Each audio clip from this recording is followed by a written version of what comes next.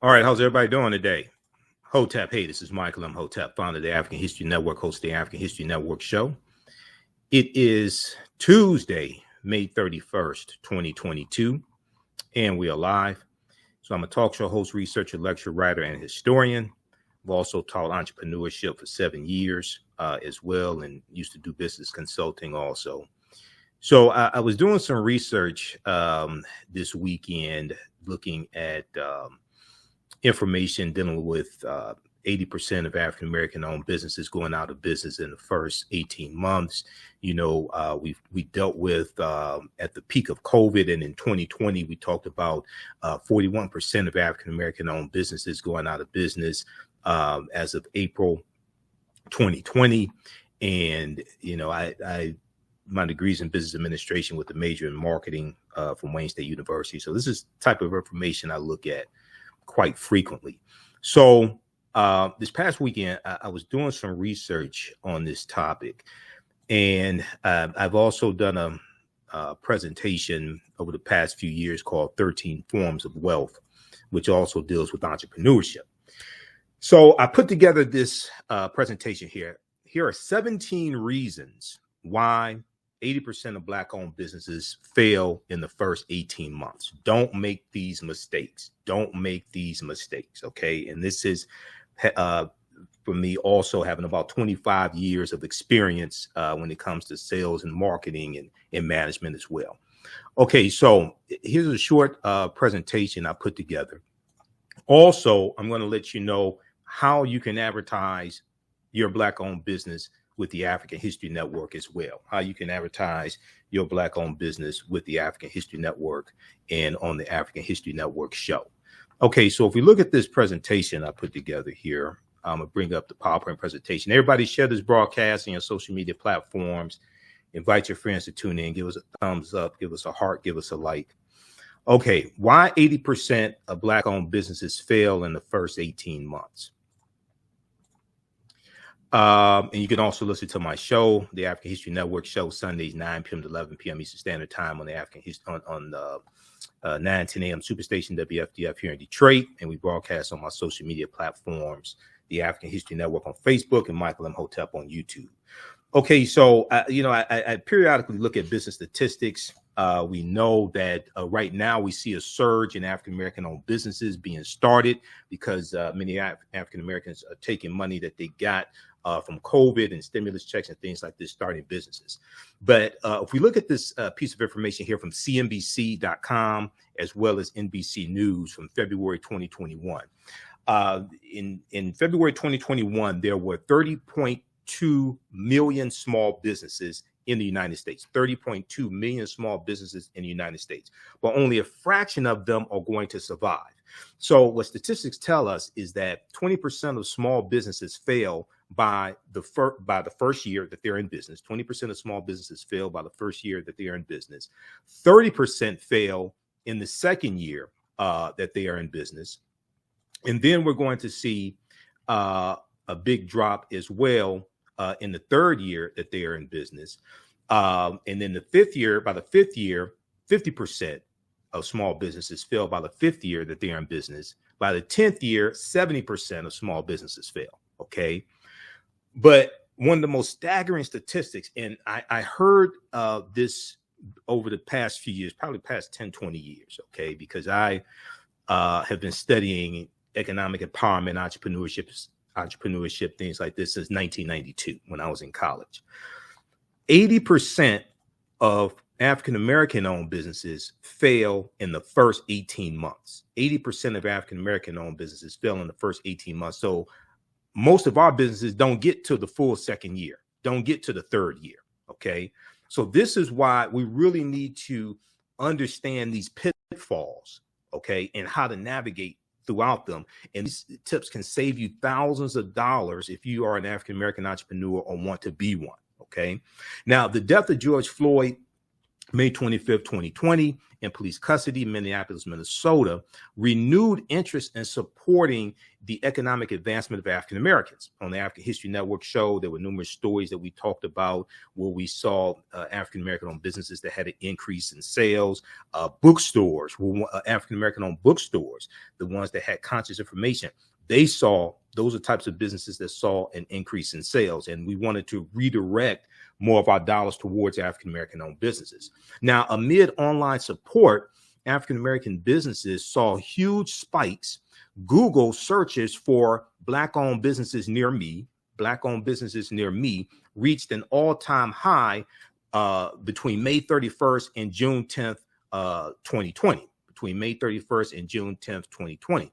But we saw a drop off after that, and we saw those numbers return to pre-COVID numbers as well. Okay, so according to a survey by the U.S. Black Chamber of Commerce, around 75% of African American owned small businesses saw upticks in customers in the 2 months after George Floyd's death. But after the surge, sales at many African American owned businesses plummeted back to their pre-COVID rates. So 8 out of 10, we looked at the statistics for businesses, small businesses overall. 20% go out of business in the first year, and then 50% by the 5th year in business, right? 80% of African American owned businesses fail within the first 18 months. And this is something really to understand if you're looking at putting your life savings, putting your 401k plan investment money into your business. You want to liquidate your stocks, things like this. This is something the majority of these businesses are going to go out of business.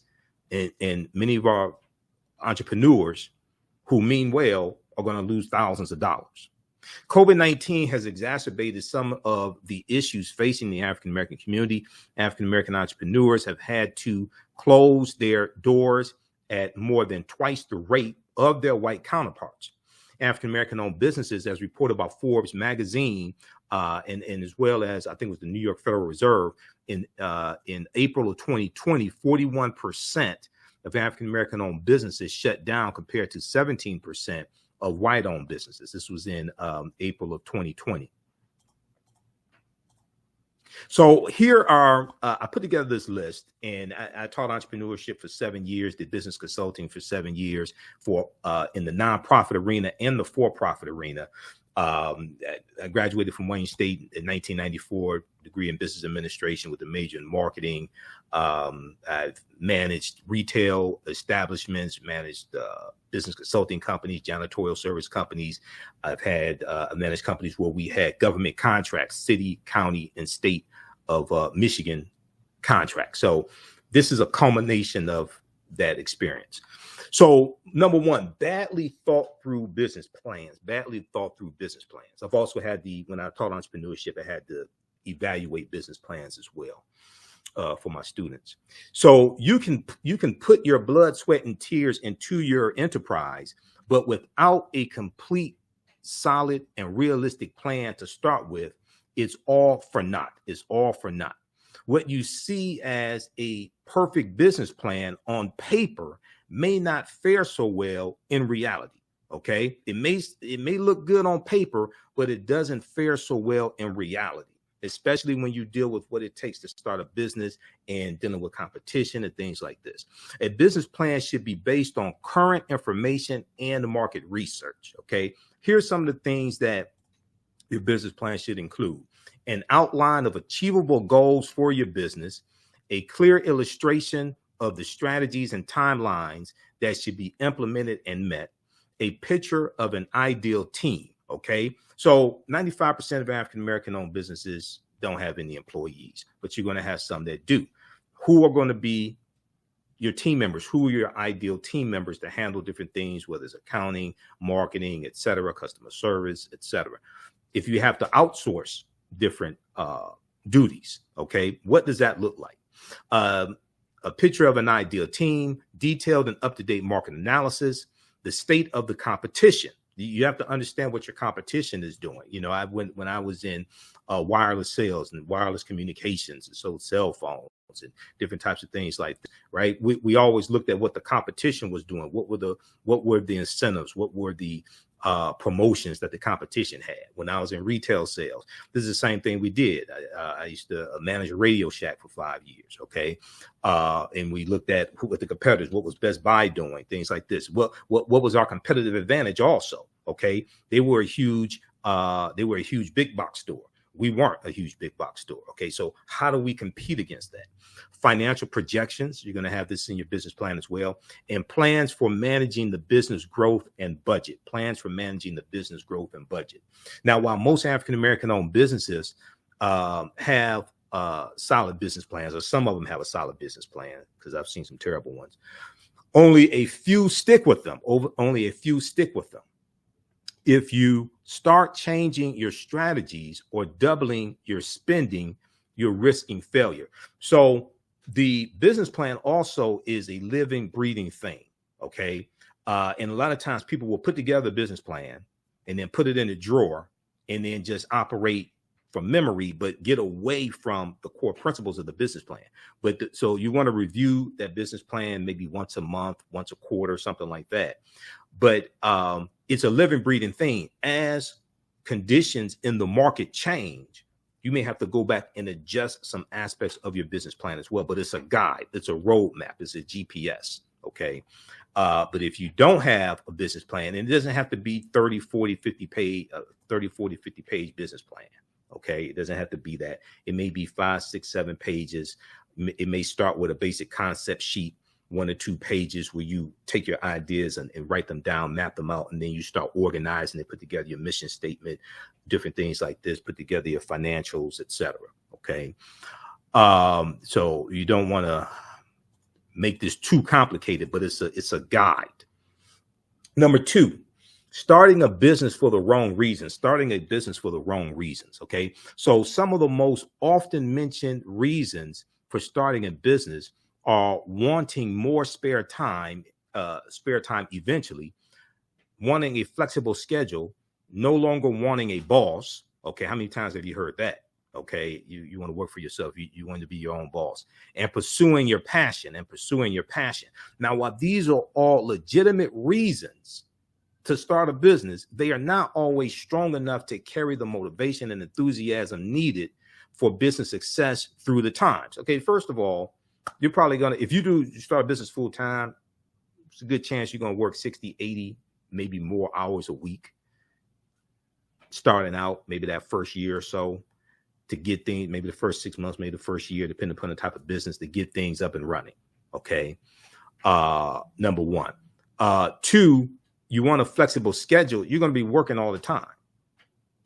So you may have some flexibility in your schedule, but you're probably going to be working more hours than a regular 9-to-5 job when you were working 40, 45, 50 hours a week. No longer wanting a boss. Your customer is going to be your boss. Okay. How's everybody doing? Share this broadcast on your social media platforms. Invite your friends to tune in. Also, we'll let you know how you can advertise with the African History Network. And on the African History Network show as well, and on our audio podcast of the shows also. So you can email us at ahnshow@africanhistorynetwork.com, ahnshow@africanhistorynetwork.com. Our current promotion is buy 1 month, get 2 months free. Okay. ahnshow@africanhistorynetwork.com.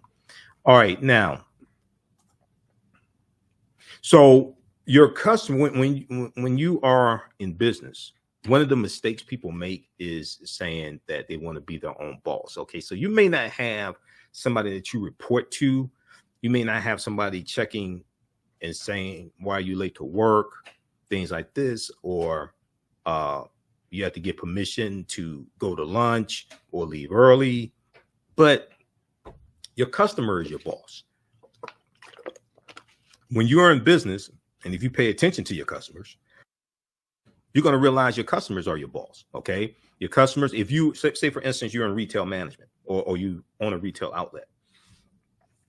If you open your store at 9 a.m., but you don't have your first customer till 11 a.m., and you don't get any phone calls till 11 a.m. or 12, your customers are telling you maybe you should open at 11 a.m. as opposed to 9 a.m.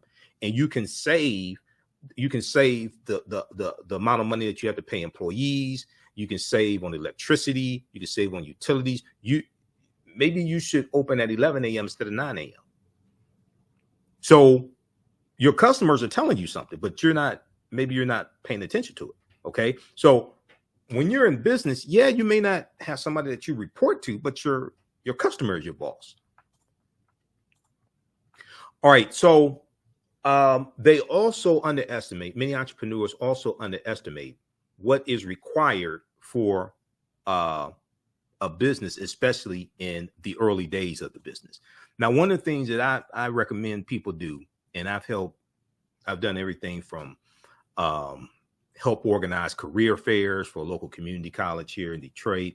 I was on the planning committee to organize 2 Black Expos here in Detroit as well.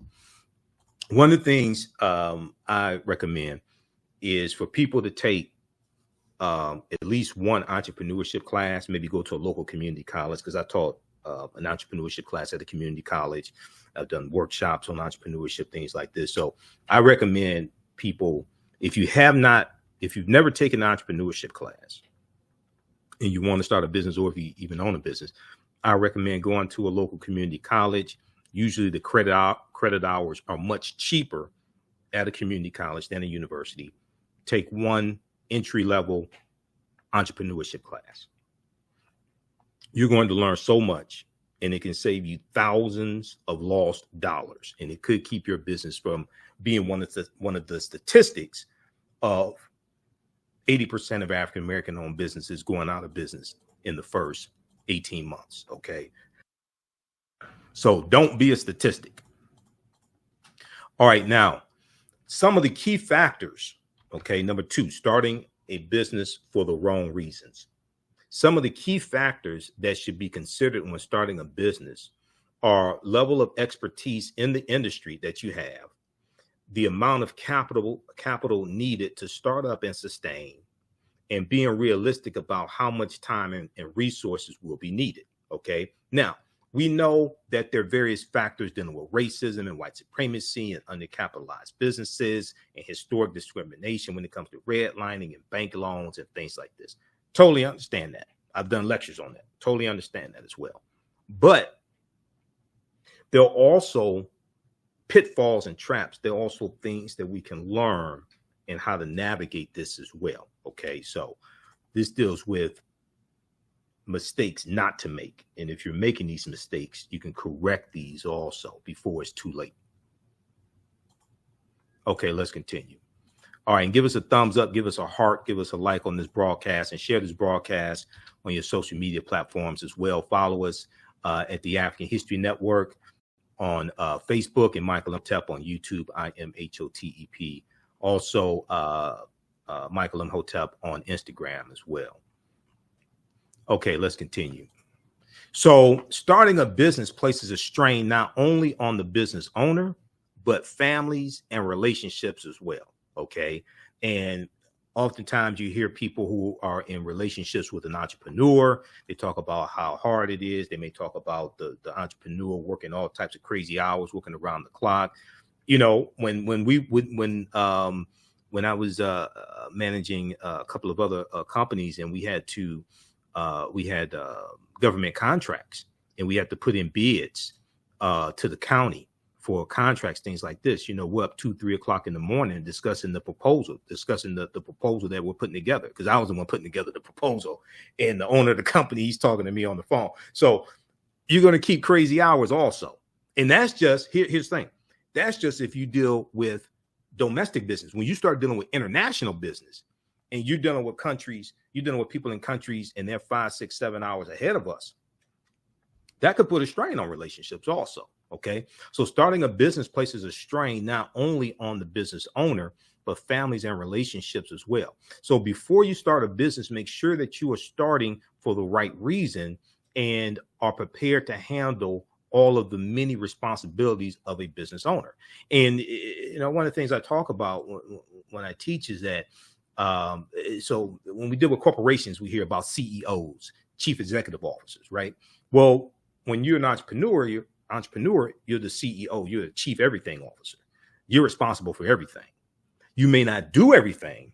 You may be able to delegate certain responsibilities, but you're responsible for everything.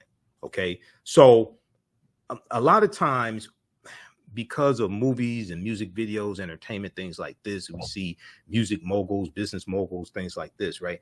Oftentimes, we may get an unrealistic idea of what entrepreneurship looks like or what entrepreneurship is. Okay. This is some gut wrenching stuff. This ain't no joke. Okay. This is not for the weak kneed. This is not for the people who don't have the intestinal fortitude. All right. And this takes a whole lot of creativity to be able to sustain a business. Okay, so before you start a business, make sure that you are starting for the right reason. All right. And what is your mission statement? Because your mission statement helps to propel you through the ups and downs of having a business. So for the African History Network, our mission statement is we focus on educating, empowering, and inspiring people of African descent throughout the diaspora and around the world, because right now it's corrects wrong behavior. That's our mission statement. Okay. So, and when you listen to my radio show, you listen to my broadcast, I said that at the beginning of the show. So that is part of when I did my business plan back in 2010 for the African History Network. That's part of my business plan. But this is our mission statement. That's why I created this. This evolved, and I started. This really evolved just for the purpose of sharing information, and it evolved into a business. I never thought I was going to evolve into a business, things like this, but I just started out just sharing YouTube videos and sharing DVD lectures and things like this, and it evolved from there. So, what is your mission statement as well? Okay, this gives you your purpose, and your passion can become a purpose and become your mission statement also. Okay.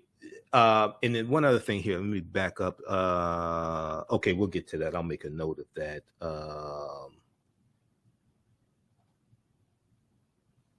Because I want to talk about just briefly, a lot of people may start a business with enough. A lot of people may start a business with enough money to start the business, but not enough money to stay in business. Also, that's something else. That could be a whole nother broadcast. Okay, number 3. Should you start a business because you hate your job? Should you start a business because you hate your job? So I would hear people, and I would have people in the entrepreneurship classes I taught. And you ask them, okay, so why you want to start a business, things like this? Because this ain't this, Sheila E. had the song, The Glamorous Life. This is not the glamorous life. This is gut wrenching stuff. Even when you become successful and blow up and you're a millionaire, things like this, you still got a whole hell of a lot of problems also. Okay, more money, more problems. I remember listening to the Michael Baisden show years ago, 2009, 2010, things like this. And he used to have a segment dealing with live your life, living your dreams, entrepreneurship, things like this. And I would hear people call in and they would say things like they want to quit their job and start a business. Okay. And when I would have people in my entrepreneurship classes or in seminars and say they want to quit their job and start a business, okay, first thing I'm asking them is why, okay? And a lot of times people say, oh, they hate their job. They hate their job. That's why they want to quit their job and start a business. Okay, I can understand you hating your job. But hating your job and starting a business is like, jumping out of the frying pan into a towering inferno. Maybe the solution to you hating your job is to find a better job that you like. Maybe the solution to you hating your job is to find a better job that you like, that doesn't stress you out, that maybe you are in a situation where you don't have to deal with as much microaggressions and racism and coworkers that you don't get along with, things like that. Because for some people, entrepreneurship can work. It ain't for everybody. Okay, so if you hate your job and you're not making enough money, things like this, right? Probably for the first 6 months, year, 18 months, You may not even be able to take a salary from your first job. From your first business or from your business, depending upon the type of business and the revenue and your profit margins. You may not be able to take a salary. We know 80% of Black-owned businesses fail in the first 18 months. So maybe the solution to you hating your job is to fire your employer and get another job that you like better. The solution could be starting a business if that's the right thing for you. But a lot of times I hear people say they want to quit their job and start a business. And one of the things I would tell my students is don't quit your day job, because you're going to need that income from that job. The other thing is if you look at starting your business and say, hey, I'm going to build my business up, and in 2 years, I'll have enough money based upon projections, business plan, revenue, things like this. I'll have enough money to walk away from the job. Well, that can, when you have an exit plan from a job you don't like, but you still see, nothing beats a steady paycheck. You got money, you could pay your mortgage, your bills, take care of your children, things like that. You may hate the job, but if you start building the exit plan, because one of the things I would tell people is start building your business while you're employed, while you have steady, dependable income coming in on the 1st and the 15th, or once a month or once a week, however you get paid. Okay. Start building your business while you have steady income coming in. Don't wait till you don't have money coming in and you trying to figure out how to pay the bills and all this stuff, and then you want to start a business, because it's going to take money to start that business. That business has to be financed. And the business is like having a child, okay? At 1 year old, most likely, unless they're, in baby commercials or something like that, most likely at 1 year old, your child's not going to be able to generate income. Most likely. At 1 year old, most likely they're not going to be able to get a job. A new business is like a baby. It requires financial investment before it starts paying off, before it starts generating revenue and profits. Okay, so a lot of times we go into this, with totally unrealistic expectations. Okay, now African-American business owners, post the name of your business here on the thread of the broadcast also. And email us at ahnShow@AfricanHistoryNetwork.com. We'll let you know how you can advertise your Black-owned business with the African History Network and on the African History Network show. And our show is also on 10 audio podcast platforms: Google Podcasts, Facebook Podcasts, iTunes, Stitcher, FM Player, TuneIn.com. So we'll give you some more information about that. Post the name of your business here on the thread of the broadcast. And we'll let you know how you can also advertise with the African History Network as well. Okay. And you can also call us at 313-462-0003, 313-462-0003. If you call, please leave your name, phone number, and the name of your business and the email address so we can get back with you as well. Okay. So let me go back to this here. So once again, you want to make sure that you're starting a business for the right reason. And just because you hate your job doesn't mean that you should, that doesn't mean you should start a business. The solution may be getting a better job that you like. However, if you do want to start a business, that business can be part of your exit strategy for leaving a job you don't like. Or you may quit that job, get a second job you like better, and still create your business, but that's your exit plan. Okay? So keep that in mind. Now, because when you have an exit plan, that can really cause you to reassess how well you like that job. If you realize, okay, look, I'm going to be out of here in a year. I'm going to be out of here 18 months. I'm going to build this business, and this steady income I have from this job, I'm going to take advantage of the benefits, the 401k plan, tuition reimbursement. I'm going to take advantage of all these benefits. Okay. Yeah, I don't like that. Yeah, I don't like that person in the cubicle next to me, but I'm going to take full advantage of all these benefits now and take this steady paycheck to build my exit strategy. Okay, number 4, lack of commitment. Starting a business requires someone who is committed to ensuring that it succeeds. Starting a business requires someone who is committed to ensuring that it succeeds. This will include long hours, tough decisions, and doing tasks that you do not like to do. Neglecting the business will cause the business to fail. Neglecting the business will cause the business to fail. Many small businesses have failed because the owners did not invest the time and effort needed for success. This is one of the reasons why I really recommend that people take at least one entrepreneurship class. Go to local community college. You can take an entrepreneurship class for a semester. Entrepreneurship seminars are good, but a class, you're going to learn so much in it. Okay. And it could really save you thousands of lost dollars. It could keep your business from going belly up, keep you from becoming a statistic. Far too many people are sold the false dream of a 4-hour work week or only working 20 hours per week.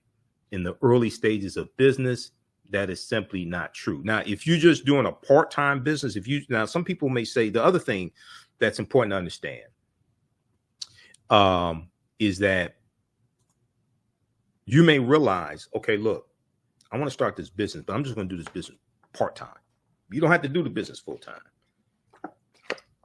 You can keep working your 9-to-5 job. You can stay in your career and work a business part-time. You may just do something on the weekend. You may have a booth at festivals on the weekend during the summer, church events, things like this. And that's your part-time business while you work full-time. Now, one of the things that I don't ever do, and I know you have some people that talk about going to, working for corporations, things like that. And they talk about working on the plantation. Okay, let me explain something to you. I'm a historian. I've been studying history for 30 years. I have about 45 of my lectures on DVD. I speak all across the country. Before the Mayflower by Lerone Bennett Jr. This is an old copy. It's beat up, I know. I've studied slavery. I've studied history of slavery. I've read slave narratives. You going to a job working 9-to-5 or 10 hours a day or 12 hours a day, having benefits, 401k plan, 2 weeks paid vacation, 1 week paid vacation, tuition reimbursement, things like that is not slavery. I've studied what slavery is. That's not slavery. You may not like your job. That's understandable. But you can quit your job today. They'll send you your last paycheck on Friday, and you can keep your health insurance for another 18 months. That's not slavery. I've studied what slavery is. So one thing I don't do, I would never disrespect our ancestors compared to you going to a job that you applied for. You applied for the job. Most likely, ain't like they came to your home and snatched you up and said, you're going to work here and we're going to pay you. Go study what slavery is. Read some slave narratives. Read Frederick Douglass, one of his 3 autobiographies. That's not slavery. Okay. Back to the presentation. So for lack of commitment, starting a business requires someone who is committed to ensuring that it succeeds. Far too many people are sold the false dream of a 4-hour work week or only working 20 hours per week. Or we see entrepreneurs, right, after they made it. We didn't see the struggle. We didn't see the sleepless nights and them trying to figure out how to pay this, pay that. So, we have this idea of, I talk about popping bottles with models, like in the club, like Diddy or Jay-Z, something like that in the music video. And we see them popping bottles with models. And like, that's our concept, okay, of entrepreneurs. You see them after the success. You don't see the struggle and the years of struggle it took them to get to that point. All right. So number 5, once we make some money, will advertise. This is one of the huge mistakes. And when I was in radio sales 20 years ago, 22 years ago here in Detroit, and I would call on small businesses, this is one of the things I would hear. Okay. Once we make some money, we'll advertise. Okay. Not having a proper marketing budget, not understanding the need to advertise, etc. So how do you drive traffic to your business? How do you let people know you exist? And just because you and you know, some people say, well, we have a social media platform. We have, you know, we have the Facebook and Twitter. Yeah, but just because you have a social media platform doesn't mean people are going to go to your social media platform. One, two, doesn't mean they're going to show up to your business because they saw your ad on your social media platform. So how do you drive traffic to your business? How do you let people know that you exist? And I remember calling on different African-American owned businesses, new businesses, okay, about 22 years ago. And I would meet with them, and I was in radio sales then. I would meet with them, and they liked the advertising schedule I put together for them, but they ain't have the money. New business, they have inventory, brick and mortar store. They have, I remember calling on a shoe store, okay, and they sold women's shoes. And they said, when we make some money, we'll advertise. How are people going to know you're here if you don't advertise? How are you going to drive business and drive the right customers to your business? What type of market research did you do? Just because you have people coming through your door, does that mean it's the right type of customers that you want? Are they spectators, or are they actually potential customers? Because if they don't have any money and they're just looking, I mean, I don't think you can pay your lease with window shoppers. So these are all things to look at. If we just create a world-class, so some entrepreneurs have this idea, if we just create a world-class product, service, or store, then the customer is going to find us. No, it doesn't work like that in the real world. You may have some people that wander in. You know, I remember when I used to manage a Radio Shack, and we were in the strip mall, and there was a clothing store, or even better yet, when one Radio Shack I managed, we were in an enclosed mall, okay, like an old, you know, the regular shopping mall, enclosed mall, right? So the husbands were wandering to the Radio Shack while the wives are at the department store shopping. Okay, well, they're just wandering in. A lot of times they may not buy anything, but they're just wandering in, trying to kill time, things like this, right? That doesn't contribute to your sales goals, because that's one of the things that you want to have on a monthly. Hopefully you have sales goals on a monthly basis, so you can meet your needed expenditures, your lease, pay your employees, utilities. So you got to have sales goals. Annual sales goals broken down to quarterly sales goals, broken down to monthly sales goals. You could break it down per day. Okay, because if you have a retail establishment or something like that, you want to have daily sales goals. Even the most well-established businesses still market. Coca-Cola, McDonald's, Burger King, Amazon, Apple, General Motors, Ford, Chrysler, Hewlett Packard. They all advertise. Some at different times of the year. Some may be more seasonal. So you see peaks during certain times of the year. But they all advertise.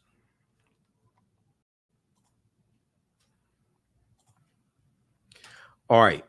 So African-American business owners, post name your business here on the thread of the broadcast.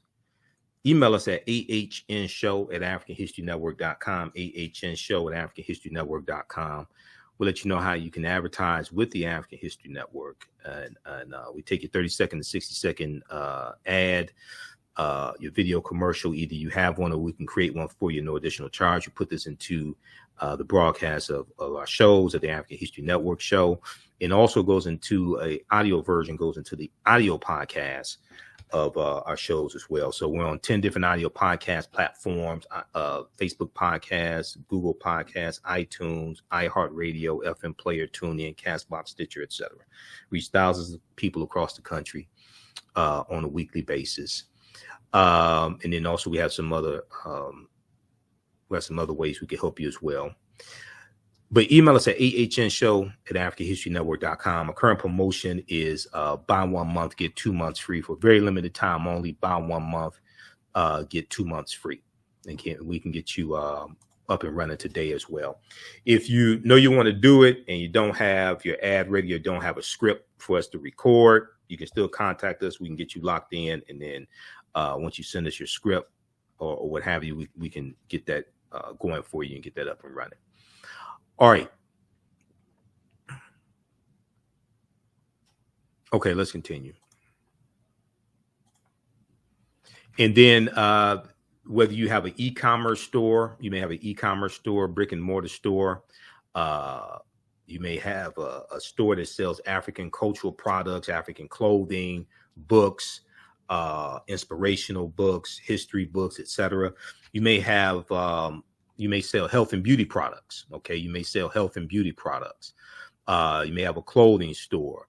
It could be, regular clothing, African-centered garb, etc. You may have an educational business. You may do homeschooling. You may teach courses, financial courses, etc. Tutoring business. You may be promoting events, conferences, seminars, because we know we're going into that season. You may sell African jewelry. You may be a personal trainer, have a fitness website, etc. Okay, email us at ahnshow@africanhistorynetwork.com, and we'll let you know how you can advertise with the African History Network. All right, let's continue here. So, number 6, okay, 17 reasons why African-American owned businesses go out of business in the first 18 months. Don't make these mistakes. Don't make these mistakes. Number 6, don't quit your day job. Don't quit your day job. Not just yet. Especially if you're just starting a business. It's like a 1-year-old child and you want the child to go out and get a job, bring some money into the house. No. The business is an investment. Your business most likely won't be able to afford you or pay you a comparable salary for 2 to 3 years, or maybe even more. Pay you a comparable salary, what you're making now, or maybe just even less, but just something for you to survive and be able to pay your bills and things like this, take care of your family. 18% of Black-owned businesses fail in the first 18 months. Okay, 20% of 20% of businesses fail in the first 2 years. Okay. 20% of as I say, in the first year, 20% of small businesses fail in the first year, 50% fail in the first 5 years. So you will still need to have income to pay your bills, etc., meet your financial obligations. And you're going to need multiple streams of income also. So you probably need income more than just a job, maybe more than just a business. Maybe other things that you do to generate revenue may not be every month, maybe different times of the year, but multiple streams of income as well, because you're going to have to constantly invest money into the business for the business to grow and expand, acquire inventory, acquire equipment, acquire technology. A business is a constant investment. Okay, so if you find that you got to take money out of the business to meet your own personal financial needs, that's going to reduce the ability of the business to grow. Okay, your business can't afford you. You are a dependent. You are a dependent of your business, and that takes away capital that you need to reinvest into your business to grow and to sustain the business. Number 7, too much overhead, excessive overhead, too much overhead. So starting a business, rushing out and getting a business logo, business cards, office space, an assistant, new office furniture, a new computer, without having a plan for generating revenue. So you're good at spending money, but not good at making money. You're good at spending money, but not good at making money. The business will be an uphill battle all the way because the expenses of all the business are high from the start. One key to success is to keep overhead and expenses as low as possible.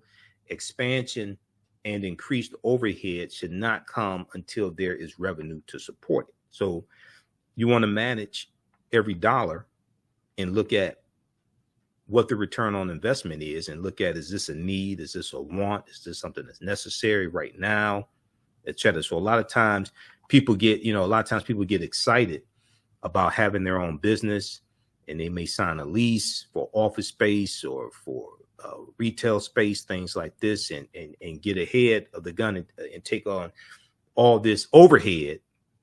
And your revenue projections may not even be at the point to meet your overhead expenditures, your monthly expenditures, because you try to take on too much responsibility too quickly, out of excitement, out of enthusiasm, oftentimes. Okay, so this is reason number 7. Reason number 8: lack of delegation. Lack of delegation. Small businesses struggle in the early stages as the owners attempt to do every task and do not effectively delegate tasks to other people and manage their performance. There are a few reasons that this happens. So the first reason: many owners are control freaks and do not believe anyone can do as good a job as themselves. Okay, now so for some people that may be why they started their own business. Okay, I know that one of the reasons why I walked away from jobs I was working in, companies I was working for, things like this, is how should I put this politely? With the exception of a former college professor that I worked for and managed his businesses, I got tired of working for other people who I knew I was smarter than, and they knew I was smarter than them as well. I got tired of being in that situation, because you working in the company, and I remember, so my degree's in business, and I'm working for companies, and I see different moves that they're making and decisions that they're making from the higher ups, and they're making more money than me, and they're making stupid decisions. And I'm like, okay, who'd you consult with before you made this decision? This makes no sense whatsoever. So I got tired of working for people who I knew I was smarter than, and they knew I was smarter than them oftentimes as well. So first reason: many owners are control freaks and do not believe anyone can do as good a job as themselves. Okay. And once again, going back to CEO, when you have CEOs of corporations, the chief executive officers, when you're a CEO of a small business, your own business, you're a chief everything officer. Okay, so the buck stops with you, but you may not have to do everything. You may not be able to do everything. You have to be able to delegate responsibilities also. And a lot of times, because people look at the business as their baby, their business for many people is like their own child. Oftentimes, people have a hard time delegating certain responsibilities. I've suffered from that previously as well. Okay, it could be hard. And one thing that people may realize they have to do is reduce their scope of services, reduce the amount of services or products that they offer, because it's just too much for them. Okay, and then also learn how to delegate certain things that you can delegate as well. For this reason, entrepreneurs try to do everything themselves and do not realize that they are not getting everything done and wasting time on administrative work that takes away from growing the business. We'll talk about the 80-20 rule here in just a minute also. Second reason, when it comes to lack of delegation, second reason: due to a lack of funds, small businesses usually hire lower paid employees that are less skilled. Due to a lack of funds, small businesses usually hire lower paid employees that are less skilled. In this case, it is true that the quality of work is less than adequate. The quality of work is less than adequate. But since the business cannot afford higher paid, well-skilled employees, it must deal with this until it grows. Okay, so number 9, failure to plan, and you plan to fail. Failure to plan and you plan to fail. How many people have heard this saying for years? If you fail to plan, you plan to fail. Okay. Okay. The thought of writing a 30-page business plan is overwhelming to most people, which is why only a small percentage of small businesses have them. Now, oftentimes it's not necessary to have a 30-page business plan. And I remember when I was teaching entrepreneurship, and we were helping people get government grants. Okay, it was for small startup businesses or businesses that may have been in business maybe a year, and it was for a total of $5,000. It was $4,000 from the federal government in the form of a grant, and you had to deposit $1,000 into a business bank account over the course of 6 weeks. It was, of course, because the class we taught was 6 weeks. So you had to deposit $1,000 into a business bank account over the course of 6 weeks and do the business plan, go through the 6-week course. We were working with the federal government. I can't remember if it was the Small Business Administration, what have you. This is like 12, it's about 12, 14 years ago. And then after the end of the course, you had to do the business plan. You had to put together a business plan. We approved the business plan, and you had to have a legally structured business also. Okay.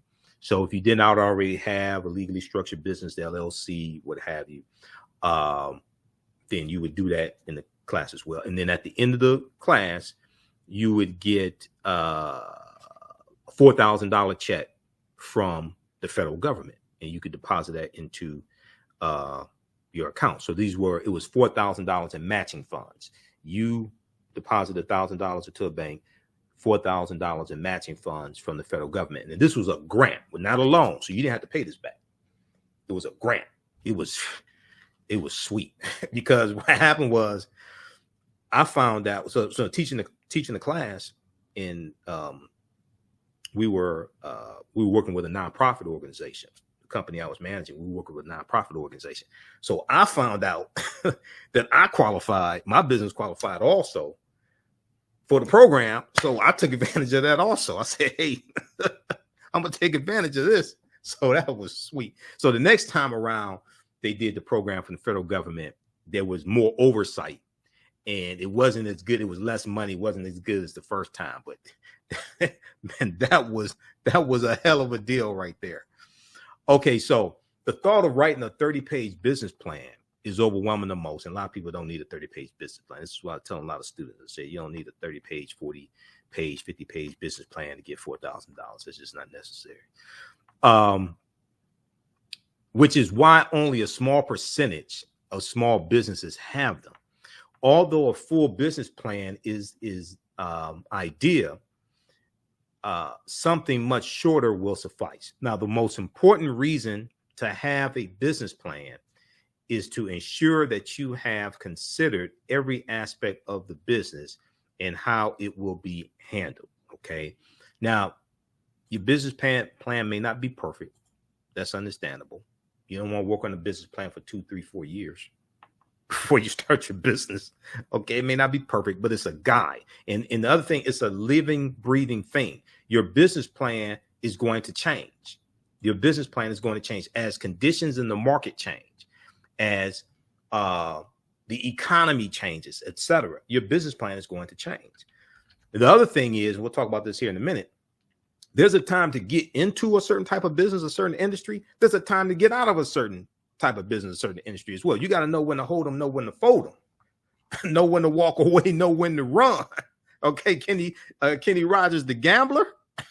Okay, just because, yes, we need more legacy businesses, but just because your great grandfather started a business or your grandfather started a business, and it's a family business, it may be time to close that door and start a new business that's more relevant. Okay, number 9, failure to plan, and you plan to fail. It also said the business plan also sets a clear picture of the future and keeps everyone focused on the right thing. It sets a clear picture for the future and keeps everyone focused on the right thing. Now, when there is not a written business plan, the business can go in various directions, and too many situations will occur that have not been planned for. So this is one of the things that I found with a lot of new startup businesses, right? They try to grow too quickly, and they try to offer too many services or too many different types of services, too many different types of products too quickly. And it becomes a problem. Okay. Your business plan helps to keep you focused. It helps give you purpose. So you may find businesses, they start offering all different types of services, and they don't have anything to do with their mission statement.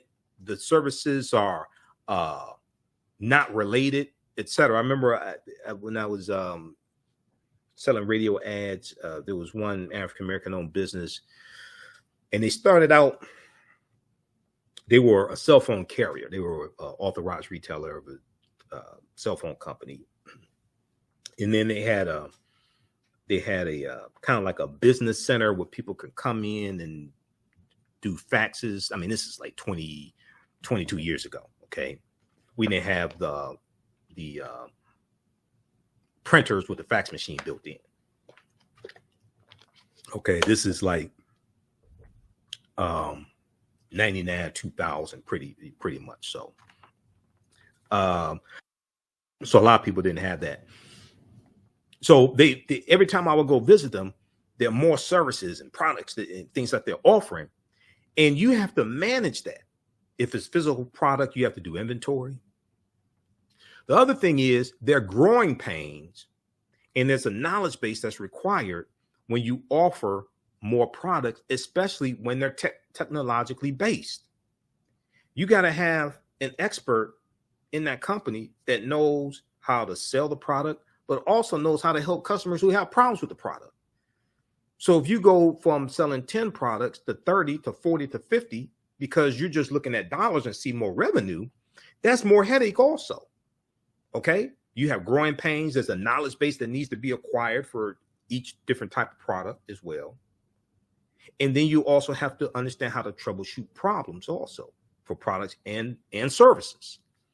So these are all different things to look at. Okay. I remember having students in the class, and we would tell them, okay, look, you're doing too much.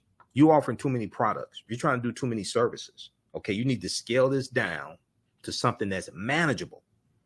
And a lot of times people just think more is better. Okay. Just having more products and expanding and offering more and more is better. No, that's more headache.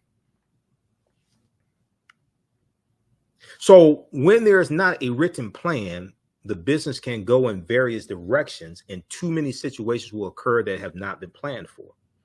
You can end up offering too many services or products, sometimes unrelated to your business. So you may bake cakes and drop engines. You may bake cakes and do oil changes like in your backyard. Well, you have the skill to do oil changes, but you're a bakery. What does that have to do with the bakery?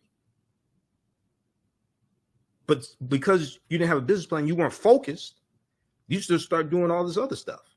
Okay. It's like, I remember on Sanford and Son one time, there's an episode, I think it's the episode when Fred saw hypnosis or something. Was it hypnosis or something?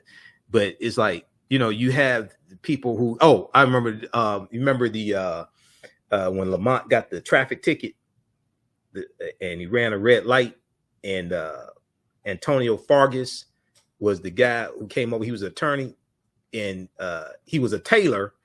He was an attorney, but he also had a tailoring business. Okay. And he's giving legal advice. All right. But he wasn't licensed by the state of California to give legal advice. Okay. So you're doing all these different types of things. You know, the Jamaicans get a stereotype for having, 13, 14 different jobs, things like this. But you're doing all these different types of things that are not related. Okay. Or you have a business card, and the business card has 6, 7 different things on there that you do, and it's not related. It's not under one business. Okay. So you're trying to do too much. You can end up offering too many services or products, sometimes unrelated to your business. And all this takes up time. Now, the other thing that's very important, and we're going to go to number 10 here in just a second. The other thing that's very important is if you own a business that has employees, and employees have different responsibilities, you want to have, when I was in retail, we had what was called a store operating manual. Okay, you want to have some type of operational manual that spells out, that has written the duties and responsibilities of each job description. The duties and responsibilities of each job description. And this is something that everybody can go to and look at. So when they're trying to figure out what's the responsibility of Keisha on the cash register, and Keisha's arguing with Jelani, who's stocking shelves, and you're supposed to do that. No, you're supposed to do that. You can go, everybody can go to the store operating manual and read what is the responsibility of the cashier, what is the responsibility of the person stocking inventory, what is the responsibility of the manager, things like this. It has to be clearly defined. If it's all in the owner's head, what happens if the owner has to go on vacation? What happens if the owner is in the hospital? What happens if the owner passes away? So you want to have an operational manual as well that explains the job description, the duties, the responsibilities of all of the different employees, all of the different positions. And also procedures,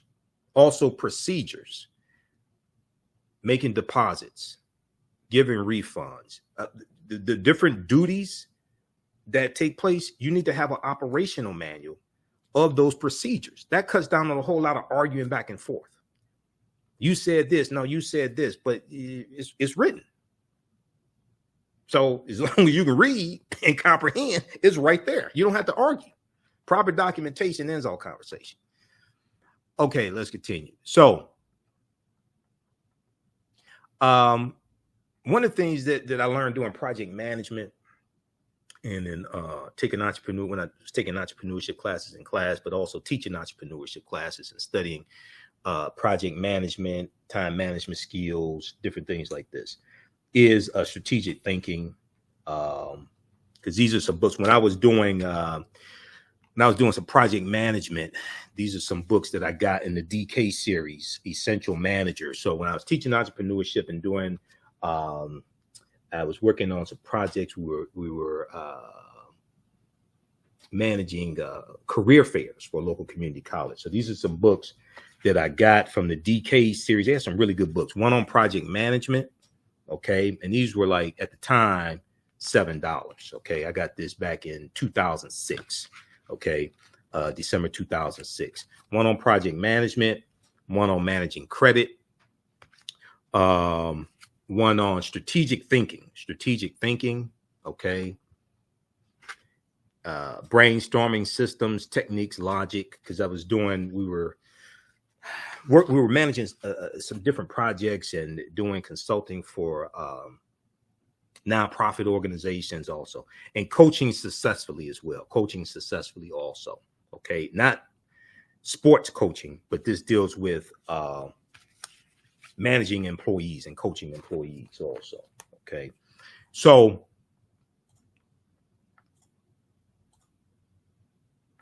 one of the things that you will come across is the SMART system for planning and goal setting. The SMART system for planning and goal setting. SMART is an acronym. SMART. The S stands for specific. State the goal precisely. What is the goal that you want to achieve? State it precisely. Write it out. The goal has to be measurable. M has to be measurable. It needs to be quantifiable, has to be measurable. So like when I was working in customer service and we had CSAT scores, customer satisfaction scores, right? And a goal for a particular quarter may be to increase this, get the CSAT score to 90%. Okay. That's quantifiable, as opposed to we need to have better CSAT scores. We need to do better. That's not measurable. 90% CSAT score, that's quantifiable. Then you put together, you do backwards planning and put together a plan to achieve that. Okay. So you want to make sure that your goal is specific, state the goal precisely when need, write it down. 2, the goal needs to be measurable. It needs to be quantifiable. How do you determine when you reach the goal? How is it measured? 3, the goal has to be attainable. Okay. You have to have the proper resources needed to complete the goal and make sure the goal is within reach. So you have to have the resources, the finances to achieve the goal. The goal may be specific and it may be measurable, but you may not have the finances to achieve the goal. So what good is the goal? 4, the R is relevant. The goal is applicable to your business. The goal has to be relevant. A lot of times you could do the right thing at the wrong time.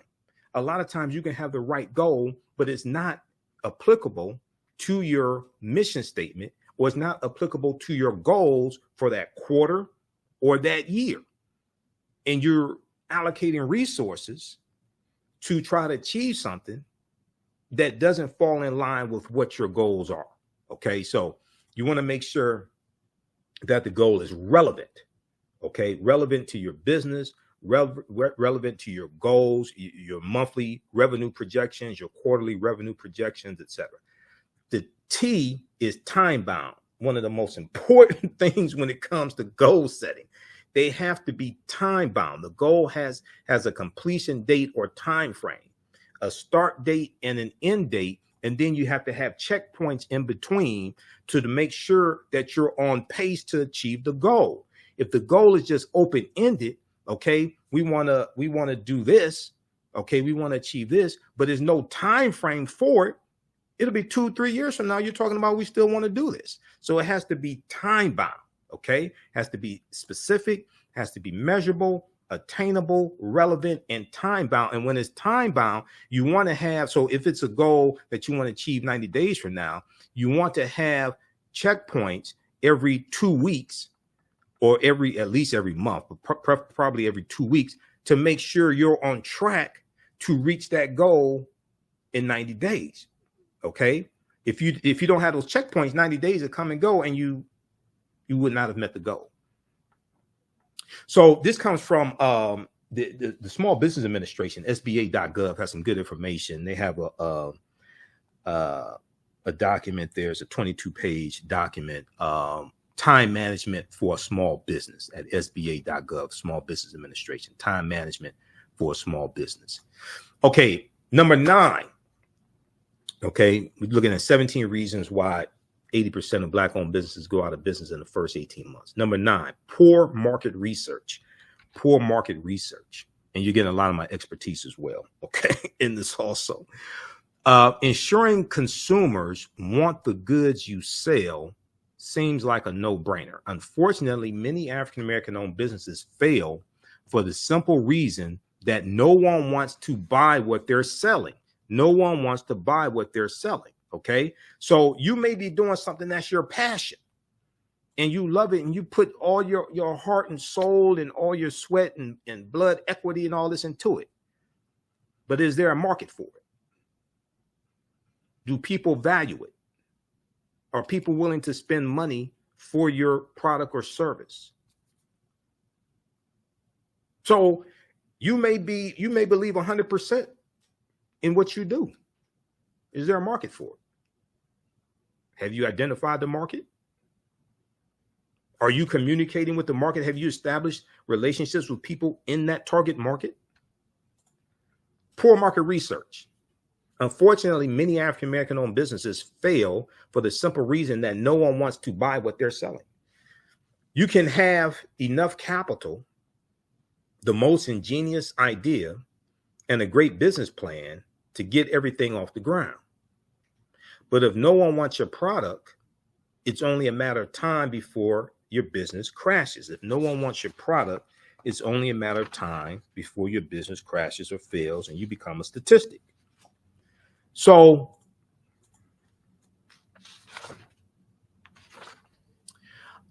ensuring consumers want the goods you sell.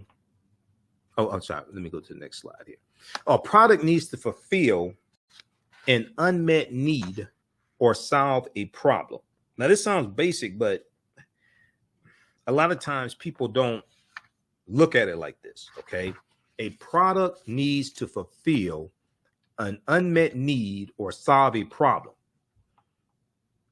It's much easier to satisfy an existing need rather than create one and persuade consumers that they should spend money on it.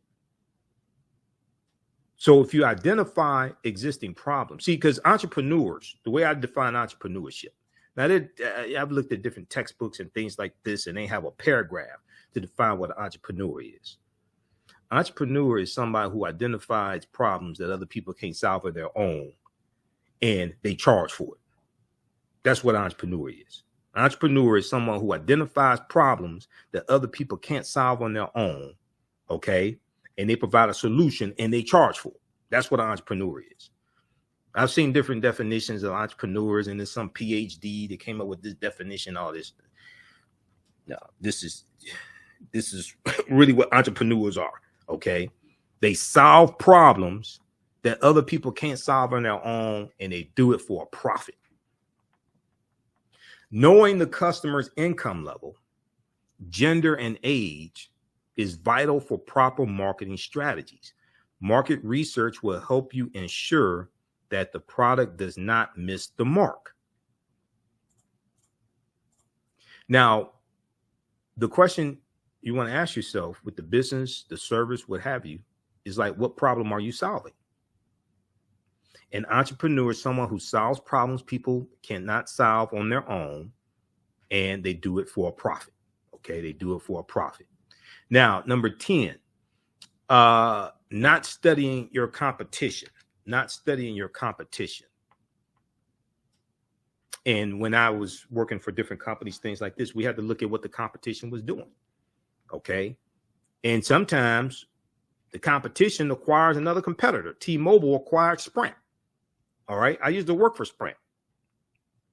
I remember when we used to laugh at T-Mobile. And T-Mobile bought Sprint. Okay. So not studying your competition, focusing on your own business instead of others is good advice.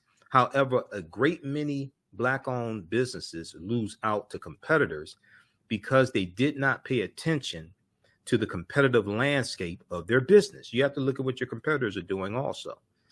Even when you launch a new product in the market, it does not take long before new companies start to pop up, vying for their place in the sun.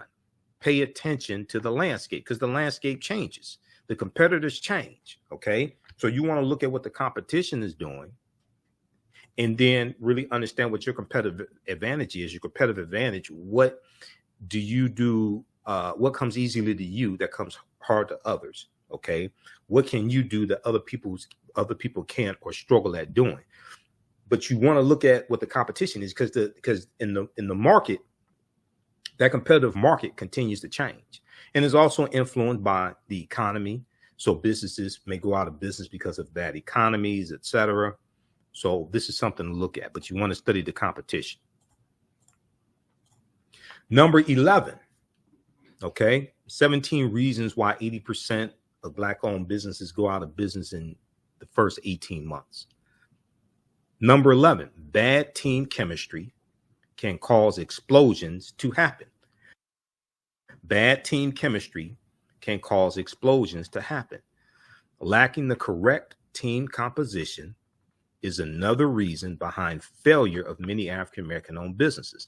This is a huge mistake that will result in failure from the start. Now, some people say, oh, you shouldn't hire family. Okay. Some people say, oh, you shouldn't hire family in your business. Okay. Well, go tell that to Chinese, Japanese, Vietnamese, people from Taiwan. Go tell that to Jews, Irish, Chaldeans, Arabs, every other ethnic group. Because you go in their businesses, you'll see the husband, the wife, the cousins, the uncle, the children, things like this. So the problem is not in having taught entrepreneurship for years and managed businesses. The problem is not necessarily having family members in a business, because a lot of the businesses in America are family-owned businesses. The problem is not having family members in the business or working in the business. The problem is delegating the wrong responsibility to a particular family member, having the wrong person do a particular job. Okay, if you know that, trying to think of a name. Well, so if you know Kiki or Keisha or Janet, okay, if you know she has anger management problems, why would you put on the cash register to deal with customers?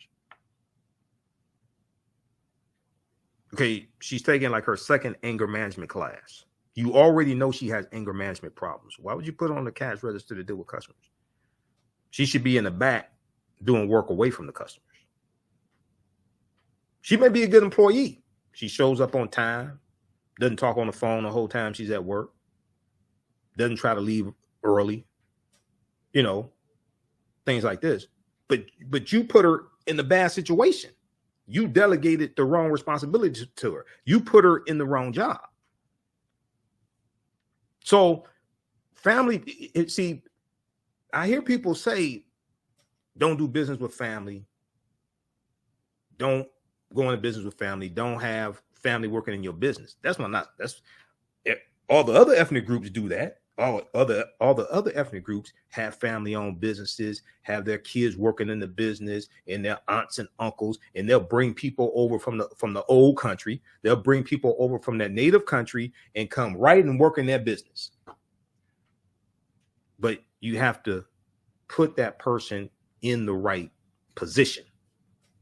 Okay, so lacking the correct team composition is another reason behind the failure of many Black-owned businesses. This is a huge mistake that will result in failure from the start. It is vital to create a team of dedicated individuals with complementary traits and characteristics.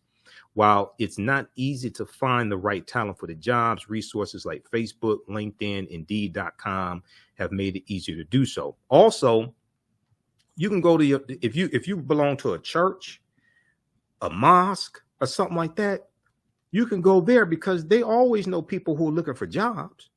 They always know people looking for jobs. People there in the congregation, or people, network with that as well.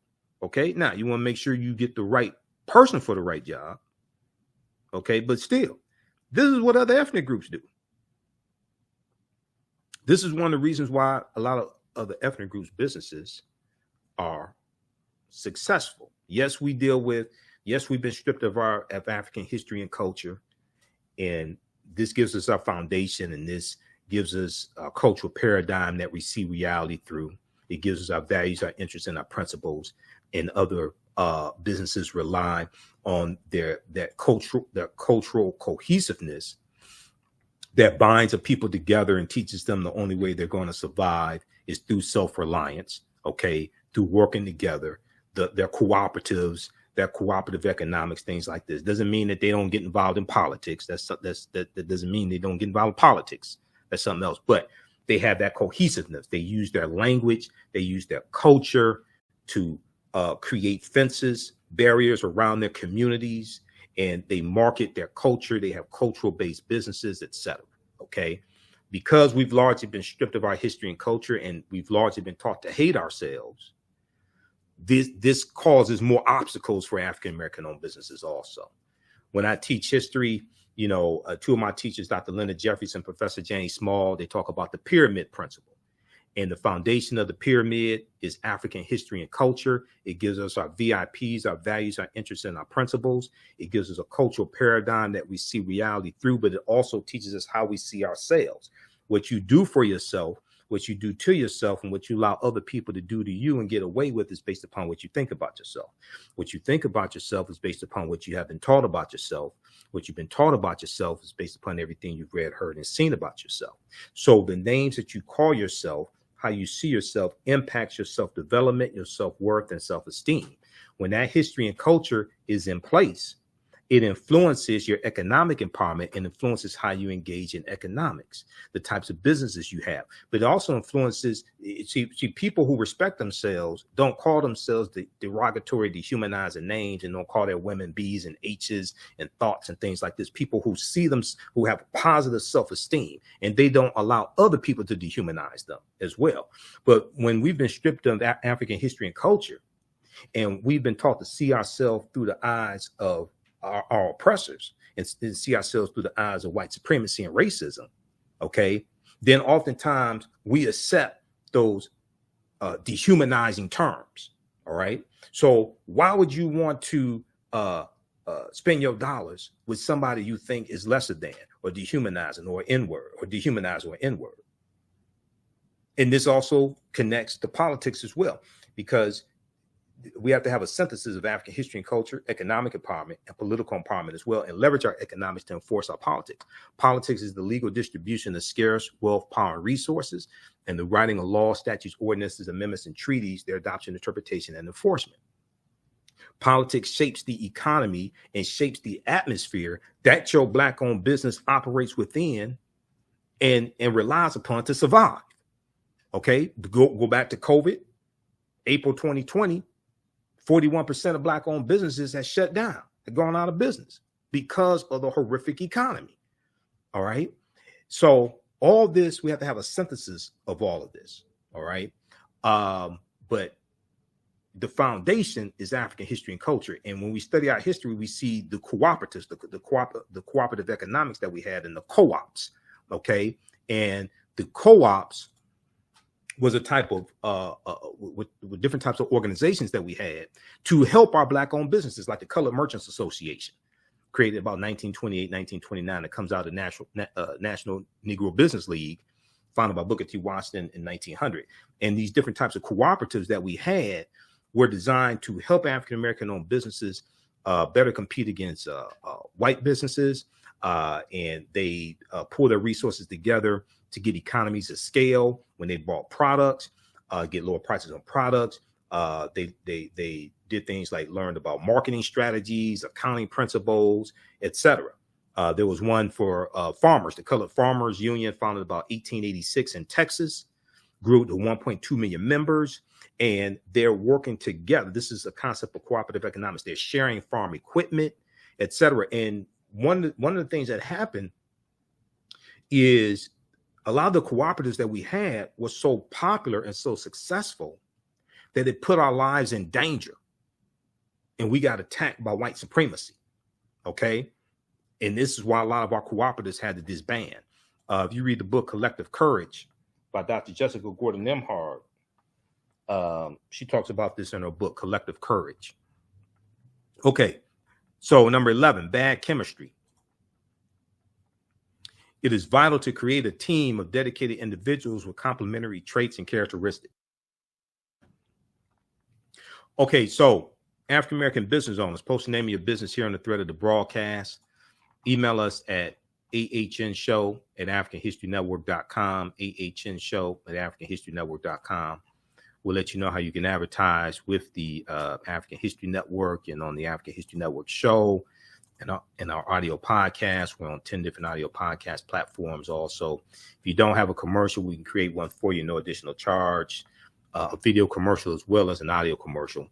Current promotion, buy 1 month, get 2 months free. Okay, email us at ahnshow@africanhistorynetwork.com, and we can get you up and running today.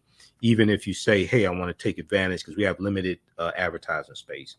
But if you say, hey, I want to take advantage of this, but I don't have my script ready, I don't have a commercial, Still contact us. We can get you locked in today, get your space reserved, and you can send us your script when you have it. Or if you don't have a script, we can create one for you. And we can create a commercial for you, no additional charge also. But email us at ahnshow@africanhistorynetwork.com and post the name of your business here on the thread of the broadcast. So you may have a e-commerce store or a brick and mortar store. Okay. And we reach people all across the country. And our broadcasts, we share them throughout the day here on our Facebook fan page, the African History Network, and our YouTube channel, Michael Imhotep, as well as the 10 audio podcast platforms that I'm on also: iHeartRadio, Google Podcasts, Facebook Podcasts, iTunes, Stitcher, Castbox, FM Player, TuneIn. You may sell African cultural products.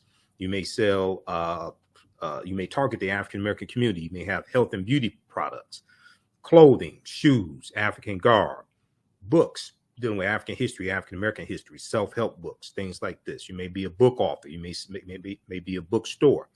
You may have educational products. You may have homeschooling resources and curriculums, courses, financial literature, financial classes, etc.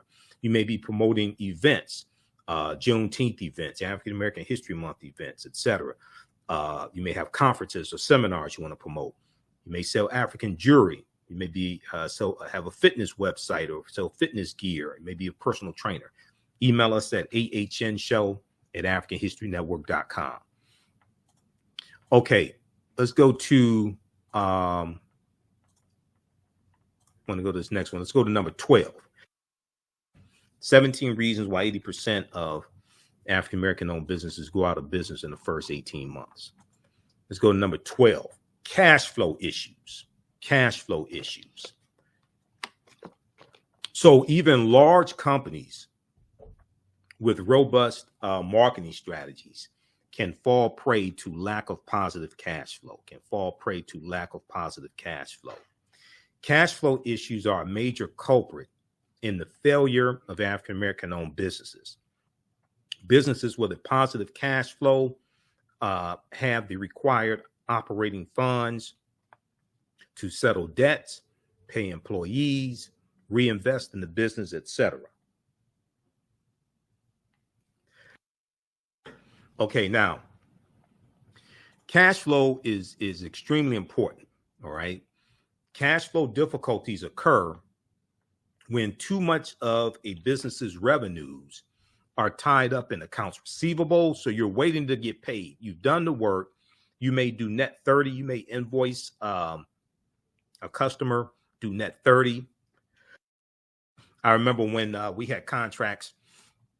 We had government contracts with the county of Wayne. So after you do a service, they don't pay you right then. It's like net 30. They pay you in 30 days. You wait for the check in the mail. Okay. So it may be a situation where you've done the work and it's net 30, net 60, especially if you're dealing with government agencies. Okay. They may pay in 30 days, may pay in 60 days. God forbid they pay in 90 days. Some of our businesses can't wait 90 days to get paid. All right. But you have a lot of incoming cash tied up in account receivables. You're waiting to get paid. Okay, stocking too much inventory is another way cash flow is disrupted, because oftentimes you have to pay for that. You may have to pay for the products in advance. Now, if you have a revolving credit account with a company and it's like net 30, and they'll front you, they'll give you the product today, you pay them in 30 days, you have a line of credit with a particular company, things like that, because I've experienced that before previously. It's a little different, but you got to pay for that stuff at some time. You got to pay for that inventory at some time. Okay. So a lot of times, and especially entrepreneurs are like the ultimate optimists. Entrepreneurs are the ultimate optimists. So if you have a customer who comes in, or a customer who orders one product for you today, you start thinking, you say, okay, if I can sell it to one person, I can sell it to 10. So you order 10 of them. So now your inventory is tied up, or your dollars are tied up in this inventory. You've ordered 10 of them. You may not have sold, you may only sold one of this product in 2 months or 3 months. But now you have 10 of them, and your cash is tied up. Okay. So These are different things that you have to navigate. We'll talk about cash flow statements in just a minute. One of the reasons why it's important to you want to do cash flow statements and do cash flow projections. A lot of people's businesses, they have spikes and valleys, peaks and valleys that are seasonal. So you may have a business where 3 months out of the year is booming business, is huge, where you got to have enough capital to get ready for that season. Okay. And that's why you want to be able to project. You got to have enough capital to have enough product, also have enough staff to be able to deal with that peak period of time where you make the most amount of money. For some businesses, some retailers, is what we call the golden quarter. October, November, December, especially in retail, big box retailers, things like this. The golden quarter, October, November, and December. For some businesses, that's where they get historically, with Christmas, things like that, historically. Even with the Cyber Monday, Small Business Saturday, things like that, you'll combine what you do in revenue online with what you do in person, brick and mortar store, or you may do have the vendor booth at different events and expos and things like that during that golden quarter, right? So you have to have enough inventory on hand to be able to meet that spike in demand, to take advantage of it. That's why you want to do these projections. So stocking too much inventory is another way cash flow is disrupted. Okay, now going back a few minutes ago when I was talking about don't quit your day job. 1, 2, I don't disrespect people and talk about people working a 9-to-5 job and say, oh, they're working on the plantation, things like that. I've studied what slavery is. That's not slavery. Here's something else. This is real life. Been there, done that. This is real life example. When you are living a life and you're an entrepreneur, you may have to go to some of those people that work for corporations, that work for the white man. You may have to go to them and get a short-term loan because you can't get one from a bank. Or you don't have time to go through the application process and stuff like that. Been there. We had to do that. When I was managing a company, we had a government contract. We had to go to somebody that I knew, and we got a short-term loan so that we could float the business and be able to provide the service and pay our employees until we got the first check from the government, from the city. That's real talk. Okay. So they were able to tap into their 401k plan, get some money so we can float this project that we're doing. Because we ain't have enough time to wait on the bank loan. This is what I'm saying. I don't speak negatively about people that work. I don't care if you work for white corporations, whatever. Get that money. That's money that they can help Black-owned businesses stay in business with. The other thing, and this is another way to look at it, because once again, my degree is in business administration. This is one of the documentaries I'm in, the Black Friday series from director Rick Mathis, which deals with economic empowerment, leaving a legacy, building a legacy, but it deals with economic empowerment, things like this. And I brought a historical aspect. I talked about economic empowerment and entrepreneurship because I have experience in that and my degrees in that, but I also brought a historical perspective to it, dealt with some history because I'm a historian. When we talk about General Motors, Ford, Chrysler, things like this, right? And these are billion-dollar companies.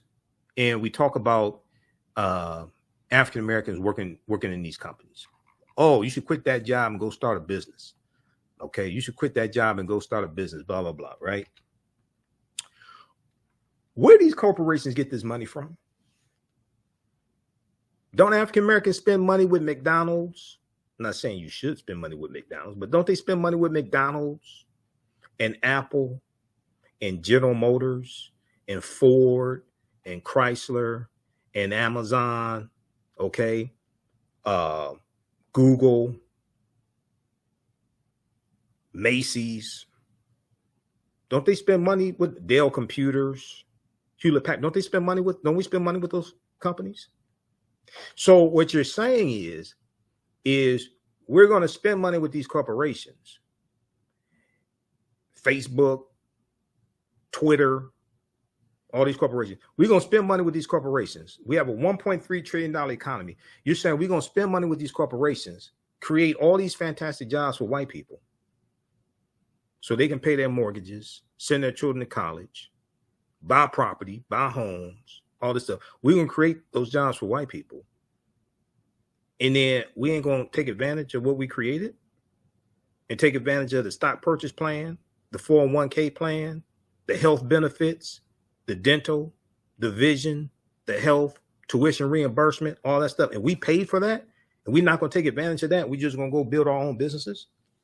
Why wouldn't you do both?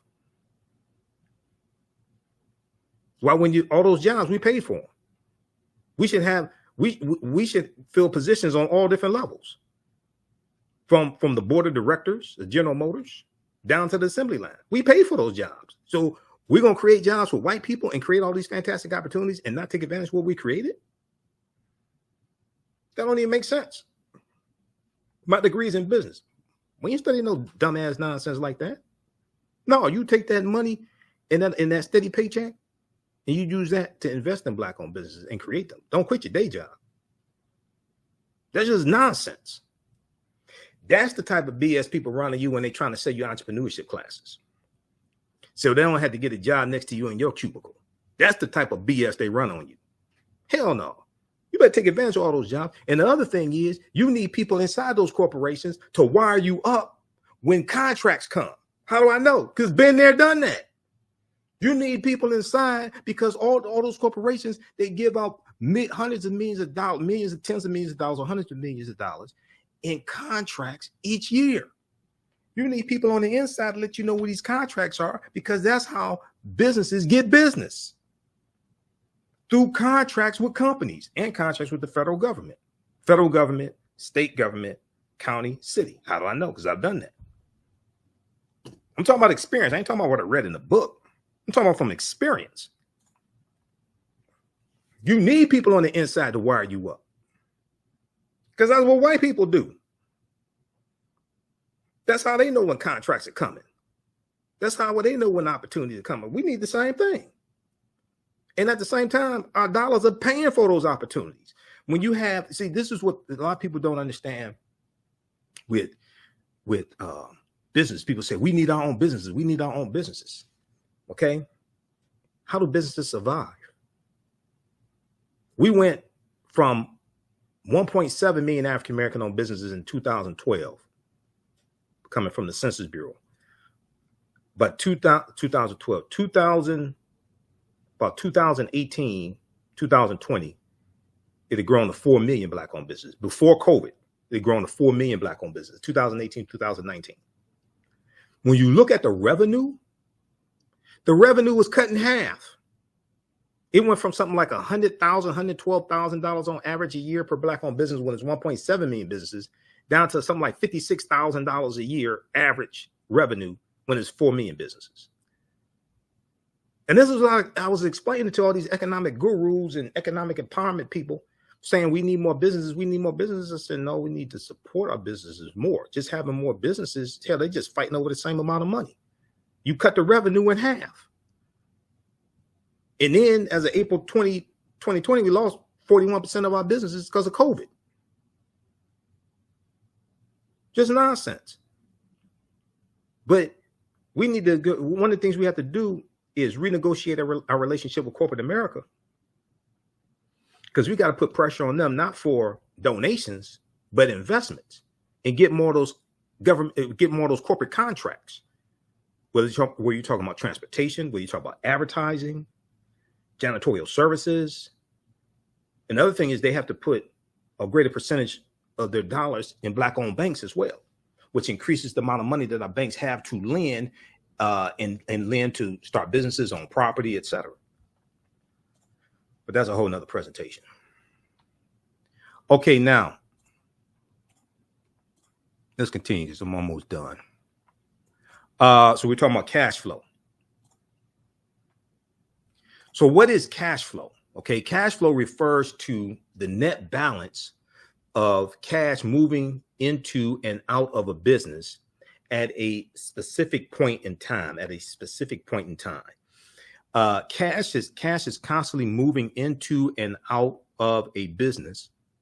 For example, when a retailer purchases inventory, money flows out of the business. Money flows out of the business toward its suppliers. Been there, done that. Know what that feels like. When the same retailer sells something from its inventory, cash flows into the business from its customers. Cash flows into the business from its customers. So paying workers or utility bills represents cash flowing out of the business towards its debtors, while collecting a monthly installment or a customer purchase finance while collecting a monthly installment on a customer purchase financed 18 months ago shows cash flowing into the business. Now,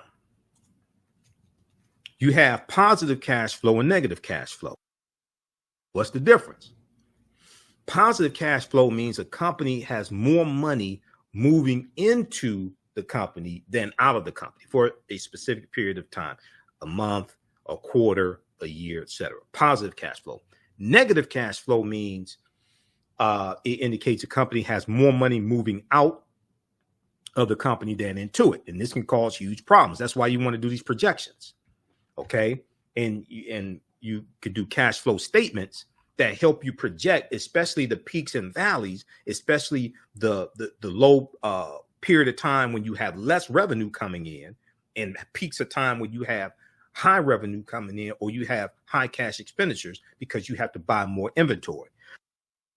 Your business may be impacted on a seasonal basis. All right.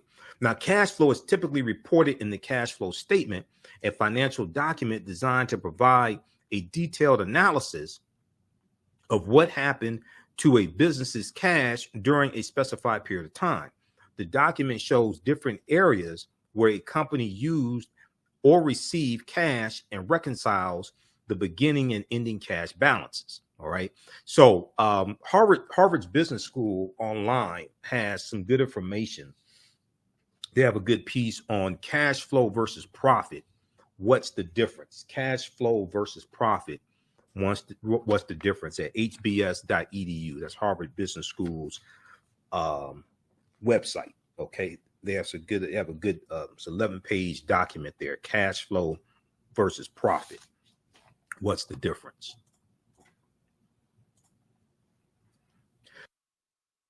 Now, number 13 of 17 reasons why 80% of African-American owned businesses fail in the first 18 months. Don't make these mistakes. And African-American owned business owners, post the name of your business here on the thread of the broadcast. Email us at ahnshow@africanhistorynetwork.com, ahnshow@africanhistorynetwork.com. We'll let you know how you can advertise with the African History Network and on the African History Network show. Failure to adapt to changes in the business environment. Failure to adapt to changes in the business environment. So if you remain too rigid, your business will be just another data point or statistic boosting the startup failure rate. It's worth knowing that the need you're fulfilling now may not always be there, as I said a few minutes ago. Okay. Your business, your service, your product has to fulfill a need. 1, 2, there's a time to get into business and time to get out. Just because they needed something in 1950, 1960 doesn't mean they need it in 2022. A more contemporary example is Blockbuster Video. How many people remember Blockbuster Video and going to Blockbuster Video and getting I remember when they were video cassettes first, then DVDs, and they had the popcorn there also. Blockbuster was everywhere. The competitor to Blockbuster Video was Hollywood Video, right? Hollywood Video. Blockbuster survived the Hollywood Video war They didn't survive the Netflix war.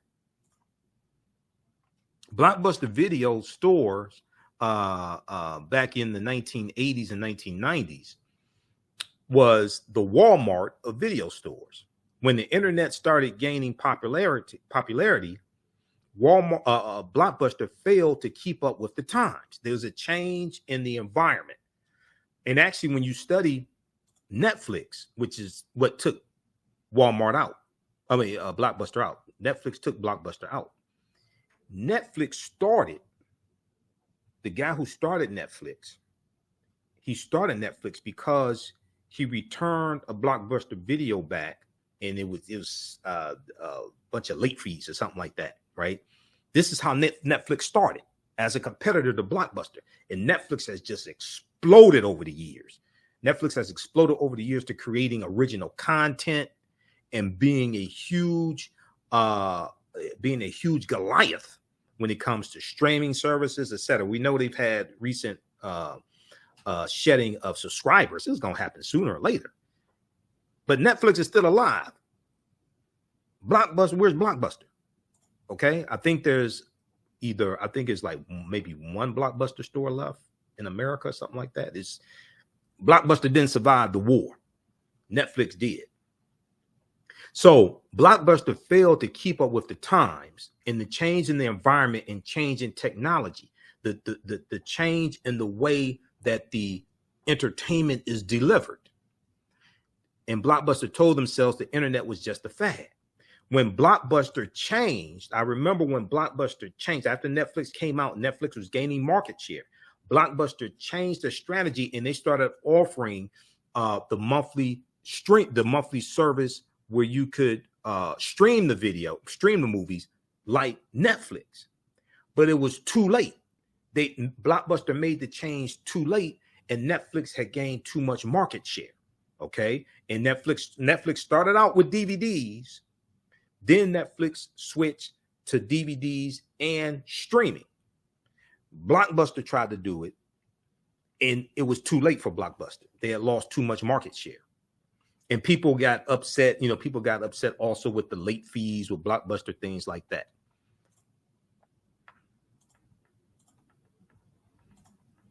Okay, so was Blockbuster video wrong?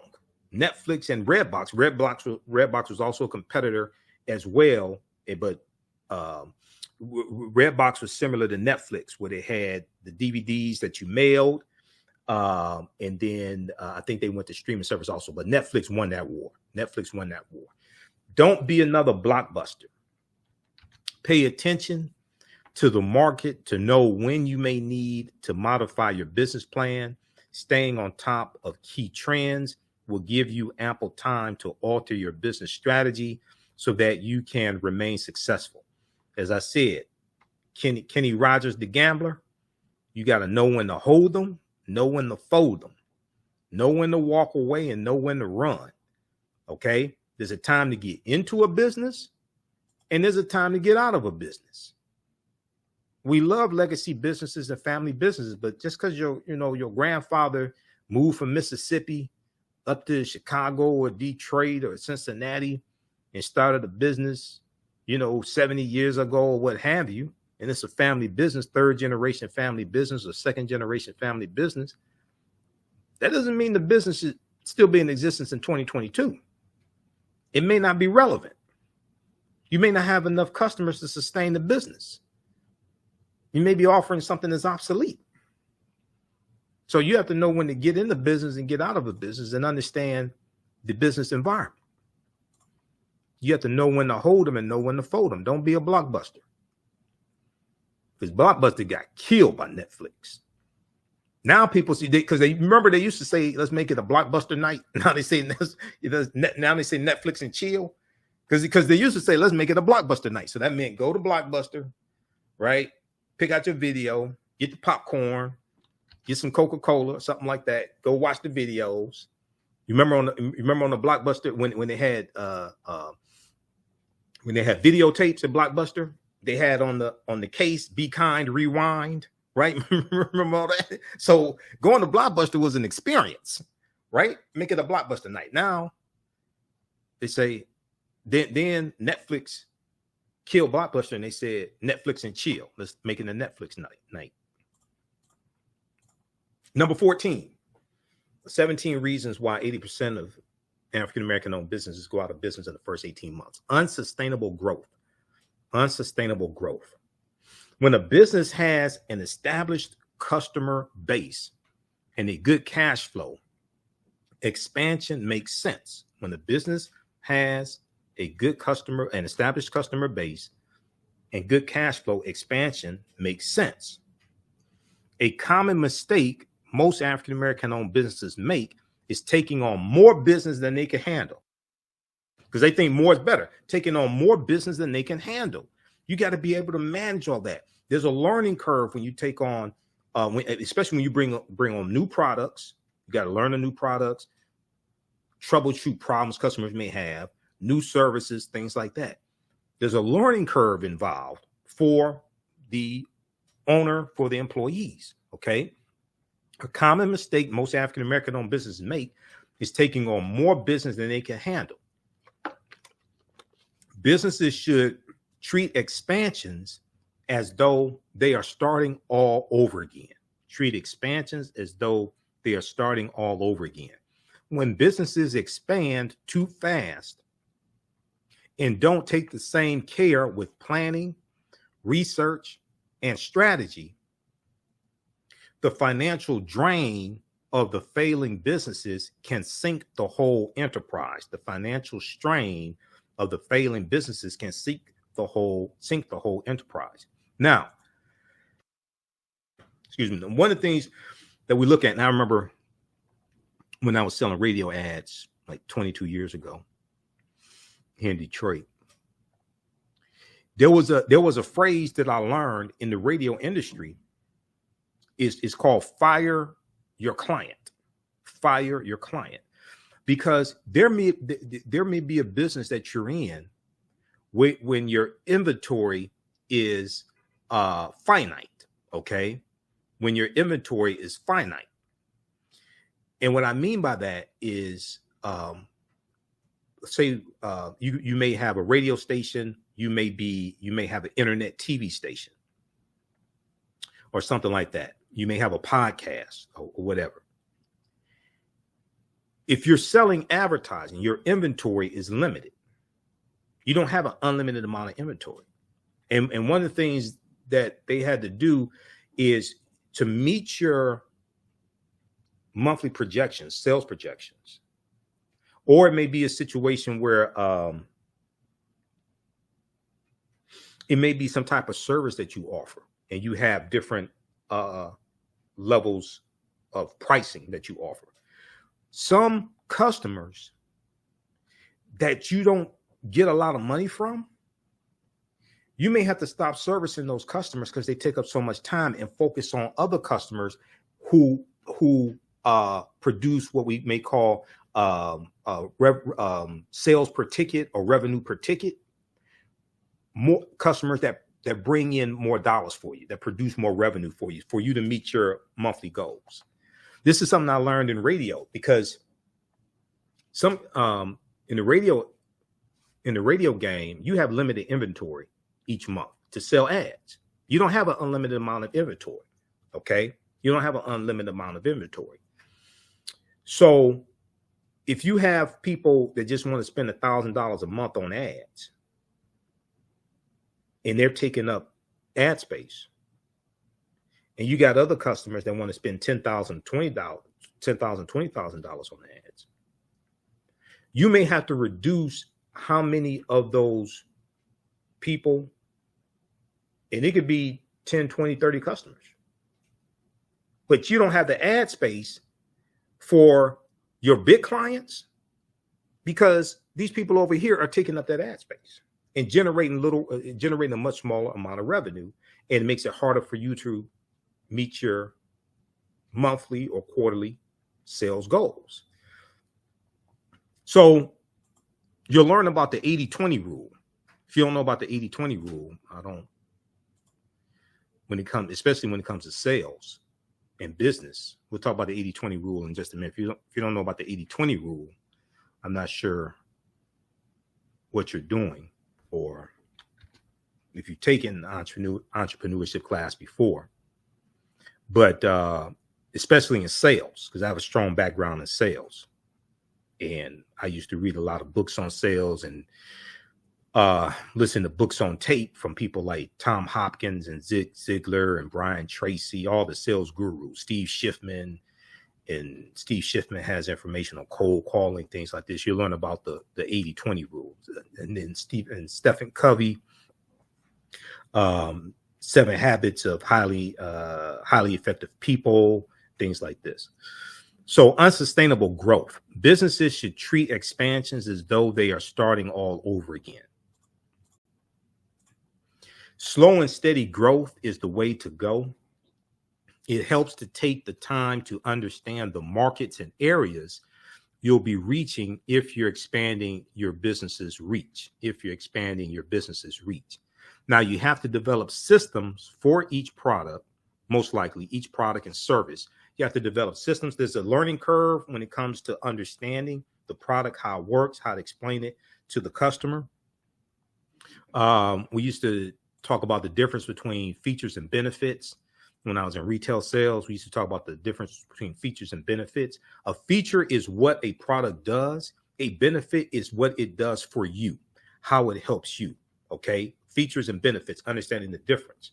So when I used to manage a Radio Shack, right, there were certifications tests that the employees and the managers had to take on each product category to understand how to sell a product category, how to answer customers' questions, how to use that product to solve problems.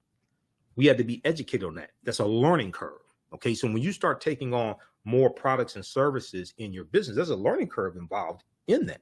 Okay. And then also, especially when you're dealing with technology, how to solve problems that customers may have with that product or service, especially if it's something where you have to deal with another vendor, and you have to call the vendor and work a problem out for a customer. So you're going to have relationships with that vendor, understand how to navigate throughout that system.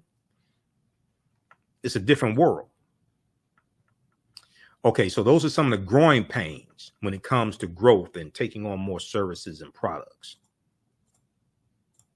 Number 15, poor management skills. Management does have an effect on your bottom line. Business management does have an effect on your bottom line. Managing a business takes distinct skills, including purchasing skills, marketing, finance, creating a cohesive team if you have more than one person. But you make contract work out also. Okay, creating a cohesive team and hiring and managing employees. Business owners without these skills and their failure to recognize the importance of the very skills they lack are reasons why many Black-owned businesses go out of business. Okay, poor business management skills. Once again, you're the chief everything officer. Now, you may have to delegate certain responsibilities, but you're responsible for all of this.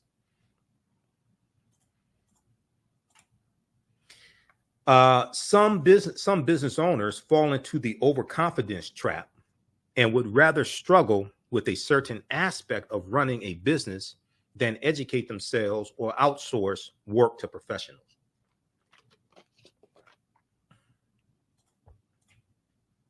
Number 16, time management skills. This is huge, especially for people who work from home. This is huge, time management skills. Because,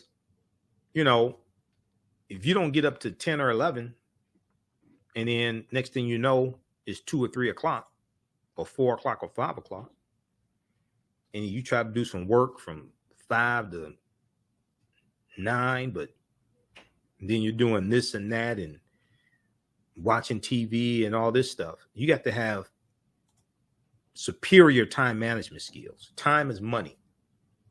Spend it wisely. Time is money.